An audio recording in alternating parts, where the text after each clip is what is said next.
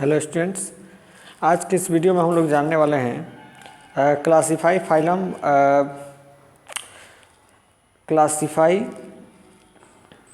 Phylum Porifera giving characters and example of each order. ठीक है, जो हम लोग का फाइलम पोरीफेरा है उसके पूरे कैरेक्टर्स को जानेंगे हम लोग और उसके जो भी ऑर्डर हैं उसके एग्जांपल को जानेंगे। ये आपका बीएससी जूलॉजी तो सब्सिडी पेपर है। जो स्टूडेंट बीएससी बॉटनी दिए हुए रहते हैं उन लोगों को सब्सिडी में जूलॉजी और केमिस्ट्री लेना पड़ता है। तो जूलॉजी जो लोग लिए रहते हैं सब्सिडी में उनके लिए है, और जो स्टूडेंट जूलॉजी बीएससी जूलॉजी कर रहे हैं वो स्टूडेंट भी इसको देख सकते हैं इस वीडियो को। आपके भी पार्ट 1 के जो सिलेबस है बिहार यूनिवर्सिटी का उसमें स्टडी करना है फाइलम पोरीफेरा के बारे में। तो आइए चलिए इसको हम लोग जानते हैं। 2015 का ये क्वेश्चन है, इसमें पूछा गया था ग्रुप ए में। ठीक है, तो चलिए अब इसके हम लोग आंसर को जाने कि क्या होगा इसका आंसर। चलिए देखिए, describe the general characters of phylum Porifera and classify it up to orders with suitable examples. संघ पोरीफेरा का वर्गीकरण वर्गों तक लक्षण एवं उदाहरण सहित लिखिए। तो चलिए आइए इसको हम लोग जानते हैं। तो देखिए लिखा क्या गया है, तो इसमें लिखा गया है इस संघ के जंतु निम्न स्तर के बहुकोशिकीय मल्टी सेलुलर प्राणी होते हैं जिनका शरीर छिद्रों पोर्स जिसको ओस्टिया कहा जाता है से छिद्रित होता है। इसलिए इस संघ को पोरीफेरा, ठीक है, जीआर पोरोस मतलब होता है पोर, ठीक है, और जिसको छिद्र कहा जाता है, और फियर, ठीक है, फेरा कही या फियर इसमें लिखा गया है। इसको देखिए तो इसका मतलब होता है टू बियर मतलब पहनना। तो जो पोर को पहना हुआ रहता है, छिद्र को पहना हुआ रहता है वो पोरीफेरा होता है। ठीक है, इसलिए संघ को पोरीफेरा कहा जाता है। ऊपर दिया गया है, इसको भी देखिए ना यहाँ पर कि संघ के जंतु निम्न स्तर के बहुकोशिकीय मल्टी सेलुलर प्राणी होते हैं जिनका शरीर छिद्रों पोर्स ओस्टिया से छिद्रित होता है, इसलिए संघ को पोरीफेरा, ठीक है, पोरोस मतलब पोर होता है जिसको छिद्र कहा जाता है, फियर मतलब टू बियर पहनना, ये नाम दिया गया है। ठीक है, इनका शारीरिक संगठन कोशिकीय स्तर का होता है। इस संघ के सदस्यों को सामान्यतः स्पंज कहा जाता है। इस संघ का जो भी सदस्य होते हैं उनको सामान्यतः जनरली जो है स्पंज कहा जाता है। ठीक है, अब बीएससी जूलॉजी सब्सिडी पेपर में संघ पोरीफेरा का वर्गीकरण वर्गों तक लक्षण उदाहरण सहित लिखिए। यह आपका 15 मार्क्स में पूछा जाता है ग्रुप ए में, जैसा कि हम शुरू में ही दिखाए हैं स्टार्टिंग टाइम में कि कैसे जो है 2015 में एक क्वेश्चन पूछा गया था ग्रुप ए में। और जानते हैं आप लोग, यहाँ पर हम बता दे रहे हैं कि जो आप लोग का 2 ग्रुप होता है सब्सिडी पेपर में, ऐसे केमिस्ट्री में 3 ग्रुप होता है, इसको आप लोग जान लें ए बी सी। उसमें रहता है फिजिकल, इनऑर्गेनिक, ऑर्गेनिक, 3 ग्रुप उसमें होता है। लेकिन जूलॉजी जो होता है इसमें 2 ही ग्रुप स्टडी हम लोग को करना रहता है और यही 2 ग्रुप एग्जामिनेशन में क्वेश्चंस आते हैं। तो ग्रुप ए में ही अध्ययन करना है संघ पोरीफेरा, और ग्रुप बी में जो है जो भी चीज़ें अध्ययन करना है सेल बायोलॉजी है, उसमें गोल्जी बॉडी और क्या क्या है, इसमें माइटोकॉन्ड्रिया, राइबोसोम, वो सारे के सारे जो है धीरे धीरे इस चैनल पर हम वीडियो उपलब्ध करा रहे हैं। अगर अभी तक आप लोग इस वीडियो को लाइक नहीं किए हैं, चैनल को सब्सक्राइब नहीं किए हैं, तो कृपया सब्सक्राइब कर लीजिए। बहुत मेहनत होता है आप लोगों के लिए, तो कृपया सब्सक्राइब जरूर कर लीजिए और लाइक करना ना भूलिएगा। ठीक है, चलिए अब हम लोग शुरू करते हैं। यहाँ से जान गए थे कि संघ के सदस्यों को सामान्यतः जो है स्पंज कहा जाता है। रॉबर्ट ग्रांट ने, कोई साइंटिस्ट थे, वैज्ञानिक थे, जूलॉजिस्ट कहिए, जंतुशास्त्री थे। रॉबर्ट ग्रांट ने 1925 में स्पंज के समूह को पोरीफेरा नाम दिया तथा यह प्रमाणित किया कि ये स्पंज जंतु होते हैं। उन्होंने प्रमाणित कर दिया कि स्पंज जो है जंतु होते हैं। स्पंजों की लगभग 10,000 प्रजातियां जो है, स्पंजों की लगभग 10,000 जो जातियां हैं वह ज्ञात है, अभी नॉलेज में है। ठीक है, जानकारी है उसके बारे में।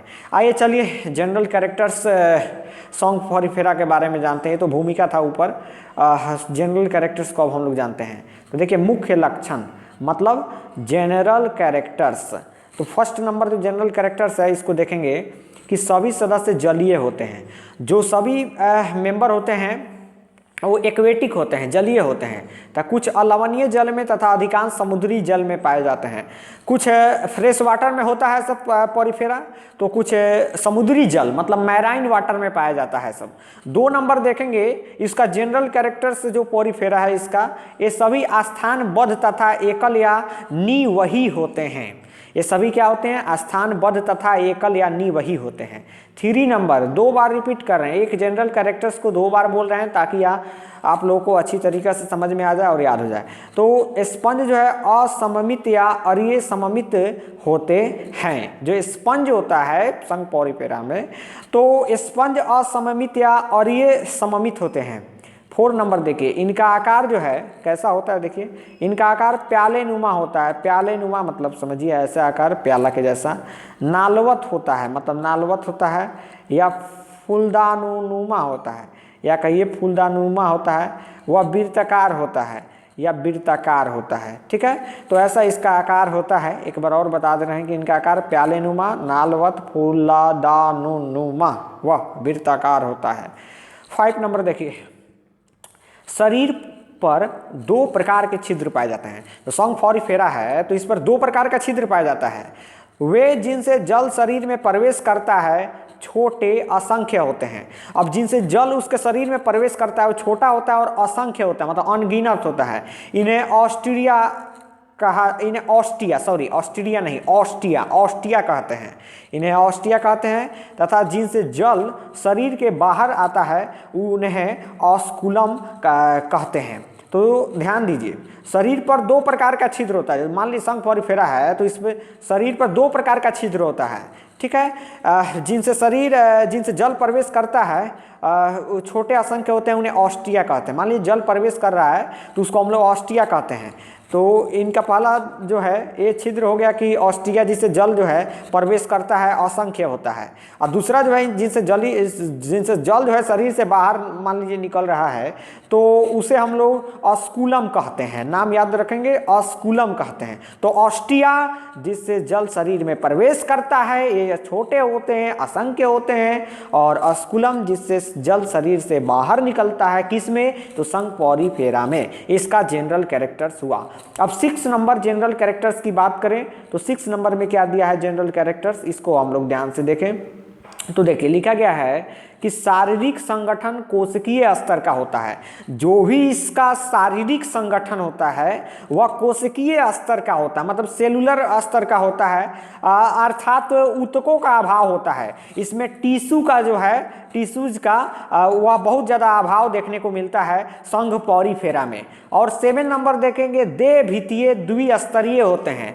अब इसका अगर हम लोग बात करें, क्या बात करें, तो देह भित्तीय की तो यह द्विस्तरीय होते हैं, डबल लेयर जो है होती है। बाहर का स्तर जो है उसको पिनेकोडर्म या त्वचीय स्तर होता है। जो बाहर का स्तर होता है वो क्या होता है? पिनेकोडर्म या त्वचीय जो है स्तर होता है, जो चपटी पिनेकोसाइट्स कोशिकाओं से बना होता है। भीतर स्तर को कोएनोडर्म या जठरीय स्तर कहते हैं। यह विशेष प्रकार की कीप कोशिकाओं या कोएनेसाइट्स से बनता है। ठीक है, 7 नंबर ही आपका जनरल कैरेक्टर्स हो गया। अब 8 नंबर, शरीर में नाल तंत्र कैनाल सिस्टम पाया जाता है। बहुत बड़ी बात लिखा गया है जो संघ पॉरीफेरा है, तो इसके 8 नंबर जनरल कैरेक्टर्स में बताया है कि शरीर में नाल तंत्र होता है, मतलब कैनाल सिस्टम जो है वह पाया जाता है। 9 नंबर देखिए, जो जनरल कैरेक्टर्स है संघ पॉरीफेरा का, दोनों स्तरों के बीच जेली के समान, मतलब जेली के समान मध्य स्तर या मीसेनकाइम होता है, जिसमें विभिन्न प्रकार के अमीबो साइट्स होती है, जैसे अर्कियोसाइट्स, कोलेनोसाइट्स, क्रोमोसाइट्स इत्यादि। तो हो गया कि दोनों स्तरों के बीच जेली के समान मध्य स्तर या मीसेनकाइम होता है, जिसमें विभिन्न प्रकार के अमीबोसाइट्स होती है, जैसे अर्कियोसाइट्स हो गया, कोलेनोसाइट्स हो गया और क्रोमोसाइट्स आदि हो गए। ठीक है, अब 10 नंबर इसके जनरल कैरेक्टर्स को देखिए संघ पॉरीफेरा का। तो 10 नंबर देखिए, स्पंजों के शरीर में एक बड़ी गुहा होती है जिसे स्पंज गुहा या पैरागैस्ट्रिक गुहा, स्पॉन्जोसील और पैरागैस्ट्रिक कैविटी जो है कहते हैं। एक बार और देखिए, स्पंजों के शरीर में एक बड़ी गुहा होती है जिसे स्पंज गुहा या पैरागैस्ट्रिक गुहा, स्पंजोसील और पैरागैस्ट्रिक कैविटी जो है कहते हैं। अब नेक्स्ट देखेंगे आप लोग, देखिए 11 नंबर जनरल कैरेक्टर्स देखिए, कंकाल का निर्माण स्क्लेरोसाइट्स कोशिकाओं द्वारा होता है। अगर आप अभी तक वीडियो को लाइक नहीं किए हैं तो कृपया लाइक कर दीजिए, बहुत ज़्यादा मेहनत लगता है, और चैनल को सब्सक्राइब कर लीजिए। और जो भी आपके दोस्त हैं जो या जो भी आपकी रिश्तेदारी में जो लोग हैं, जो लोग बीएससी बॉटनी ऑनर्स या जो लोग कर रहे हैं, उनके सब्सिडी पेपर में अगर जूलॉजी है या जो लोग बॉटनी ऑनर्स कर रहे हैं तो उनको ये वीडियो जो भी शेयर कर दीजिए, चैनल को भी शेयर कर दीजिए, ताकि ज़्यादा से ज़्यादा लोगों तक जो है पहुंच सके और सभी लोग जो है अपना अच्छा से प्रॉपर जो है तैयारी कर सके बीएससी का। ठीक है, तो देखिए कंकाल का निर्माण, 11 नंबर जनरल कैरेक्टर्स देखेंगे संघ पॉलीफेरा का, कि कंकाल का निर्माण जो है स्क्लेरोसाइट्स कोशिकाओं द्वारा होता है। किसके द्वारा होता है? तो स्क्लेरोसाइट्स कोशिकाओं द्वारा होता है। कंकाल अधिकांश में कंटिकाओं या स्पॉजिन तंतुओं लिखा है, तंतुओं का बना होता है। कुछ स्पंजों के कंकाल जो है अनुपस्थित होते हैं। अब कुछ ऐसा भी स्पंज है सब जिसका कंकाल क्या होता है, सब अनुपस्थित होता है सब। 12 नंबर देखिए इसके जनरल कैरेक्टर्स को, पाचन अंतः कोशिकीय मतलब इंट्रासेलुलर होता है। जो इसमें पाचन होता है वह अंतः कोशिकीय होता है, मतलब इंट्रासेलुलर होता है। किसमें? संघ पॉलीफेरा में। 13 नंबर बात करें इसके श्वसन, रेस्पायरेशन, उत्सर्जन, एक्सक्रीशन, परिवहन, तो इसमें श्वसन, उत्सर्जन, परिवहन व तंत्रिका तंत्र जो है ये सब अब्सेंट होता है, सब अनुपस्थित होता है। सब क्या होता है? सब अनुपस्थित होता है। सब संघ पॉलीफेरा में जनरल कैरेक्टर्स में 13 नंबर में दिया है कि श्वसन हो गया, उत्सर्जन हो गया, परिवहन हो गया व तंत्रिका तंत्र हो गया, ये सब अनुपस्थित होते हैं। और 14 नंबर देखिए, इनमें अलैंगिक जनन मुकुलन, विखंडन या जेम्यूल के द्वारा होता है। इनमें अलैंगिक जनन एसेक्सुअल रिप्रोडक्शन मुकुलन के द्वारा होगा, विखंडन के या जेम्यूल के द्वारा, गेम्यूल या जेम्यूल कहिए, जेम्यूल के द्वारा होता है। 15 नंबर इसका जनरल कैरेक्टर्स, सभी स्पंज द्विलिंगी होते हैं, मतलब बाइसेक्सुअल होते हैं। सभी स्पंज द्विलिंगी होते हैं, लेकिन पर निषेचन होता है। लेकिन क्या होता है? पर निषेचन होता है। स्त्री पूर्वता अवस्था प्रोटोजाइनस पाई जाती है। स्पंजों की जनन कोशिकाएं आर्कियोसाइट्स से बनती है। अब 16 नंबर इसके जनरल कैरेक्टर्स को देखिए, लिख रहा है, क्या लिख रहा है? तो 16 नंबर जनरल कैरेक्टर्स, हाँ देखिए लिख रहा है कि निषेचन आंतरिक होता है। निषेचन कैसा होता है? तो इंटरनल होता है, आंतरिक होता है।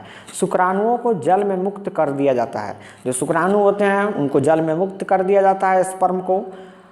निषेचन आंतरिक होता है, शुक्राणुओं को जल में मुक्त कर दिया जाता है। 16 नंबर इसका जनरल कैरेक्टर्स हो गया। 17 नंबर जनरल कैरेक्टर्स, स्पंजों में पुनरुद्भवन की अपार क्षमता पाई जाती है। जो स्पंज होते हैं उनमें रीजेनरेशन करने की जो है अपार क्षमता पाई जाती है, पुनरुद्भवन करने की अपार क्षमता पाई जाती है। 18 नंबर परिवर्धन अप्रत्यक्ष प्रकार का होता है। जो परिवर्धन होता है वह अप्रत्यक्ष प्रकार का होता है। स्वतंत्र जीवी लार्वा अवस्था को एम्फीब्लास्टुला या पेरेनकाइमूला कहते हैं। जो स्वतंत्र जीवी लार्वा अवस्था होता है उसको एम्फीब्लास्टुला या पेरेनकाइमूला जो है कहते हैं। ठीक है, तो ये आपका हो गया 18 नंबर में कि परिवर्धन अप्रत्यक्ष प्रकार का होता है। स्वतंत्र जीवी लार्वा अवस्था को एम्फीब्लास्टुला या पेरेनकाइमूला कहते हैं। अब चलिए इसके वर्गीकरण को जाने। हम लोग इसके जनरल कैरेक्टर्स को जान लिए, अब इसके वर्गीकरण को जानते हैं, संघ पॉलीफेरा के वर्गीकरण को। तो देखिए वर्गीकरण, क्लासिफिकेशन, पॉलीफेरा को कंकाल के प्रकार के आधार पर 3 वर्गों में वर्गीकृत किया गया है। इस संघ में लगभग 10,000 इकाई, दहाई, सैकड़ा, हजार, 10,000 जातियाँ पाई जाती है। फर्स्ट जो आपका कैलकेरिया या कैल्सी स्पॉन्जी हो गया। 2 नंबर आपका हेक्सो किटनेलिडा या हाइलोस्पॉन्जी हो गया। 3 नंबर डेमोस्पॉन्जियाई हो गया। तो ये वर्गीकरण किया गया है, क्लासिफिकेशन किया गया जो पॉरीफेरा को, तो पॉरीफेरा को कंकाल के प्रकार के आधार पर 3 वर्गों में वर्गीकृत किया गया है। इस संघ में लगभग 10,000 जातियां पाई जाती हैं। फर्स्ट कैलकेरिया या कैल्सीस्पॉन्जी, 2 नंबर किटनेलिडा या हाइलोस्पॉन्जी और 3 नंबर डेमोस्पॉन्जियाई। अब चलिए हम लोग फर्स्ट जो वर्ग है कैलकेरिया या कैल्सीस्पॉन्जी, इसको जानते हैं हम लोग। तो कैल्सेरिया और जो कैल्सीस्पॉन्जी है, फर्स्ट नंबर इसको देखते हैं। तो इस वर्ग के सभी सदस्य सिर्फ समुद्री जल में पाए जाते हैं तथा ये एकल या निवही होते हैं। ठीक है। 2 नंबर देखिए, इनका आकार छोटा होता है, इनकी लंबाई 10 सेंटीमीटर तक होती है। कंकाल CaCO3 कैल्शियम कार्बोनेट से बनी, मतलब कैल्शियम कार्बोनेट CaCO3 से बनी कंटिकाओं का बना होता है। अधिकांश कंटिकाएं त्रिस्तरीय होती है, कुछ 4 अरीय तथा शेष एकाक्षीय होती है। नाल तंत्र एस्कॉन, साइकोन या ल्यूकोन प्रकार का होता है। ठीक है। चलिए अब 5 नंबर में देखिए, कीप कोशिकाएं जो है अपेक्षाकृत बड़ी होती है। अब इसके उदाहरण को, क्योंकि क्वेश्चन में बोला था कि उदाहरण भी बताने के लिए, कि जो भी ऑर्डर है सब सबका उदाहरण बताने के लिए, तो उदाहरण को देख लीजिए। वर्ग कैलकेरिया या कैल्सीस्पॉन्जी के उदाहरण को देखिए। तो उदाहरण आपका ल्यूकोसोलेनिया हो जाएगा। क्या हो जाएगा? तो ल्यूकोसोलेनिया हो जाएगा। साइकॉन या साइफा हो जाएगा। साइकॉन और साइफा एक ही है, साइकॉन कहिए या साइफा कहिए। ठीक है। अब चलिए वर्ग हेक्सोकिटेनेलिडा या हाइलोस्पॉन्जी को जानते हैं। क्लास हेक्साकिटेनेलिडा और हाइलोस्पॉन्जी। तो इसको देखिए ध्यान से, ये जो होते हैं क्या होते हैं? तो वर्ग हेक्सोकिटेनेलिडा या हाइलोस्पॉन्जी, क्लास हेक्साकिटेनेलिडा और हाइलोस्पॉन्जी। फर्स्ट नंबर जो इसका फीचर है, तो ये सभी समुद्री जल में पाए जाते हैं। मतलब सभी के सभी जो है मैराइन वाटर में पाया जाता है, सब समुद्री जल में, सी वाटर कहिए या मैराइन वाटर कहिए, उसमें पाया जाता है सब। 2 नंबर ये मध्यम आकार के होते हैं, मतलब एकदम मिडिल साइज के होता है सब। इनकी लंबाई 1 मीटर तक हो सकती है। इनका जो लंबाई है 1 मीटर तक हो सकती है। इनके शरीर का आकार फूलदानुमा, कलशनुमा या प्याले नुमा होता है। इसका जो आकार होता है फूलदानुमा होता है, या कहिए कलशनुमा होता है। कलश कुछ ऐसे होता है, कलश। ठीक है। कलशनुमा होता है, या प्याले नुमा कहिए, जो चाय पीते हैं प्याला, प्याले नुमा होता है। कुछ ऐसा इसका स्ट्रक्चर होता है। ठीक है। वर्ग हेक्सोकिटेनेलिडा या हाइलोस्पॉन्जी का। अब आगे चलिए 3 नंबर, कंकाल सिलिका से बनी 6 भुजीय कंटिकाओं का होता है। ठीक है। कंकाल सिलिका से बनी 6 भुजीय कंटिकाओं का होता है, इसलिए ये रंगहीन, चमकदार व पारदर्शक होते हैं तथा ग्लास स्पंज कहलाते हैं। और उसके बाद देखेंगे तो लिखा गया है, उसके बाद नाल तंत्र जटिल जैसे ल्यूकोन प्रकार का होता है। जो नाल तंत्र का बात करें, कैनाल सिस्टम का बात करें, तो वह जटिल होता है, कॉम्प्लेक्स होता है, जैसे ल्यूकोन प्रकार का होता है। अब कीप कोशिकाएं जो है सिर्फ अंगुलाकार कक्षों तक ही सीमित रहती है। जो कीप कोशिकाएं होती है सिर्फ अंगुलाकार कक्षों तक ही जो है सीमित रहती है। अब चलिए वर्ग हेक्सोकिटेनेलिडा या हाइलोस्पॉन्जी का उदाहरण हम लोग यहाँ पर जान लें। तो उदाहरण देखिए आपका उदाहरण, तो इसमें लिखा गया है कि यूप्लेकटैला। ठीक है। यूप्लेकटैला इसे वीनस की पुष्प मंजूषा कहते हैं। इसे वीनस की पुष्प मंजूषा कहते हैं। और आगे देखिए क्या लिखा गया है कि जापान में इसे विवाह उपहार के रूप में दिया जाता है। जो यूप्लेकटैला है, तो यूप्लेकटैला इसे वीनस की पुष्प मंजूषा कहा जाता है। इसको वीनस की पुष्प मंजूषा कहते हैं।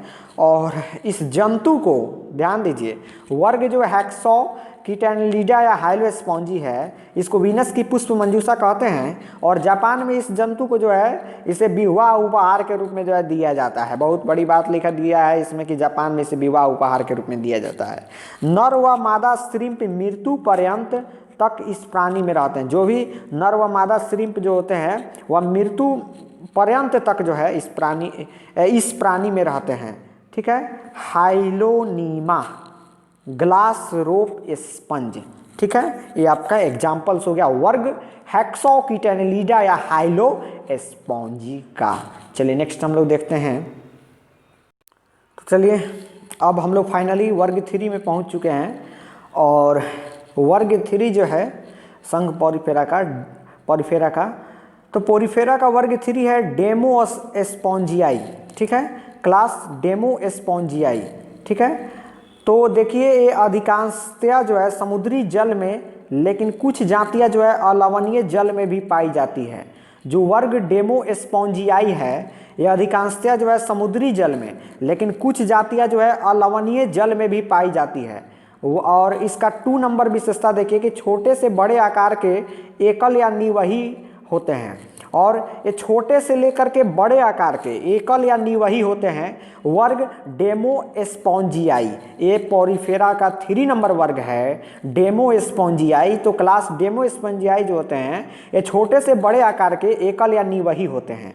उसके बाद देखेंगे, क्या देखेंगे, तो इसमें देखिए कि लिखा गया है कि कंकाल अनुपस्थित या सिलिका से बनी कंटिकाओं, जो कंकाल होता है तो कंकाल जो है अनुपस्थित या सिलिका से बनी कंटिकाओं या गंधक युक्त प्रोटीन से निर्मित स्पांजीन तंतुओं का जो है बना होता है। एक बार और रिपीट कर रहे हैं, तो देखिए कंकाल जो है अनुपस्थित या सिलिका से बनी कंटिकाओं या गंधक युक्त मतलब सल्फर से पूरा एकदम युक्त प्रोटीन से जो है निर्मित स्पांजीन तंतुओं का, ध्यान दीजिए स्पांजीन तंतुओं का जो है बना होता है वर्ग डेमो स्पॉन्जियाई में, ठीक है।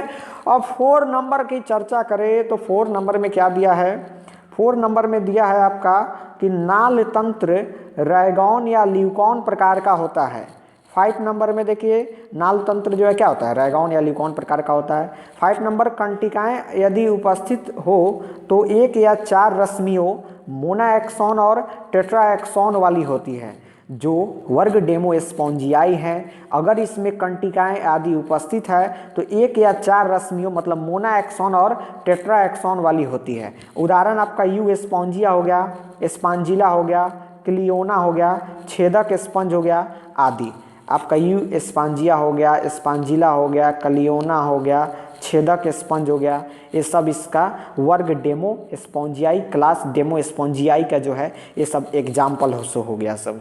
तो चलिए हम लोगों ने फाइनली जो 2015 में क्वेश्चन आया हुआ था ग्रुप ए में जूलॉजी सब्सिडी पेपर में, कि वर्ग पॉरीफेरा जो है उसके जनरल कैरेक्टर्स को बताने के लिए आप इसको वर्गीकरण करके इसका जो भी ऑर्डर है तो उस ऑर्डर को एग्जाम्पल्स के साथ लिखने के लिए, तो ऐसा आप लोग लिख देंगे तो आप लोग का लॉन्ग क्वेश्चन से कंप्लीट हो जाएगा और 15 मार्क्स में क्वेश्चन जो है पूछा जाता है।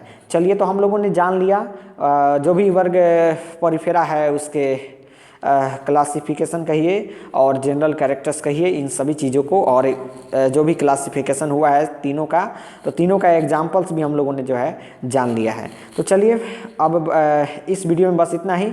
अब अगले वीडियो में जो है हम लोग फिर किसी नए बीएससी जूलॉजी या केमिस्ट्री या जो भी बॉटनी पेपर है तो उसके लिए हम लोग अगले वीडियो में जो है देखेंगे जो भी क्वेश्चंस होंगे, ठीक है। अभी मेन क्वेश्चंस जो हैं उसी को कराया जा रहा है। चलिए, thanks for watching this video.